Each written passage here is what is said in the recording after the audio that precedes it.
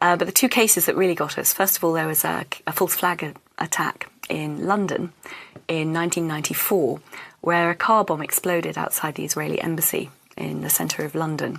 Now, I remember this vaguely. This is, we're talking 14 years ago. It's a long time but ago. But it was huge at the time. I mean, it was a huge worldwide story. Yeah, yeah.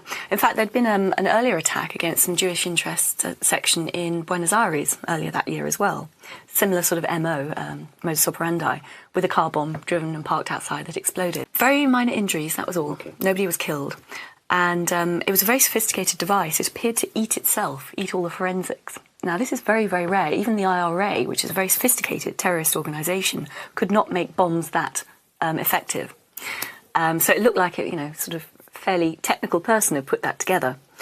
But what emerged from that, the senior MI5 officer who was in charge of the investigation into it and had seen all the evidence but also all the intelligence, which isn't necessarily admissible in court, wrote his formal assessment at the end of the case. And he said he reckoned that Mossad, the Israeli external intelligence agency, had bombed their own embassy. A sort of controlled explosion outside the embassy.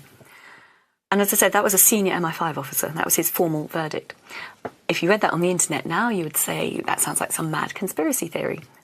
But it wasn't. This was the official position of MI5.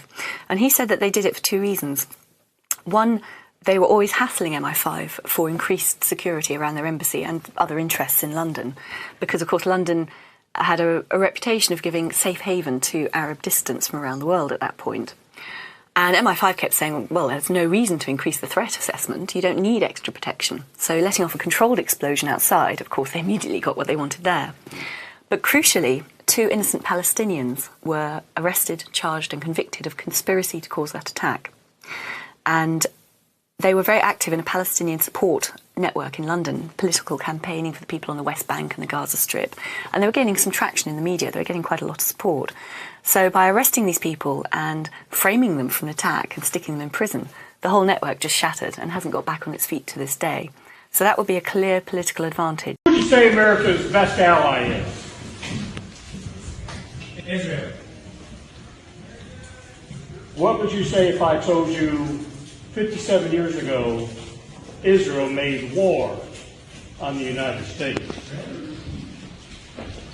USS Liberty, spy ship, sent to the Eastern Mediterranean in 1967, attacked by Israel with the intention of sinking the ship, killing every man aboard it, and blaming it on the Egyptians and getting us involved with the Middle East war. Our Congress has never done anything about it, never had an investigation into it, which is required by the U.S. Constitution. It kind of seems like when we get politicians elected, they do what they want to instead of paying attention to the Constitution. I would urge you to look up the USS Liberty on the internet and take a look. Because our Congress did nothing 57 years ago. Israel realized they could do whatever they wanted to and get away with it. And as a result, they seem to be intent on committing genocide against the Palestinian people.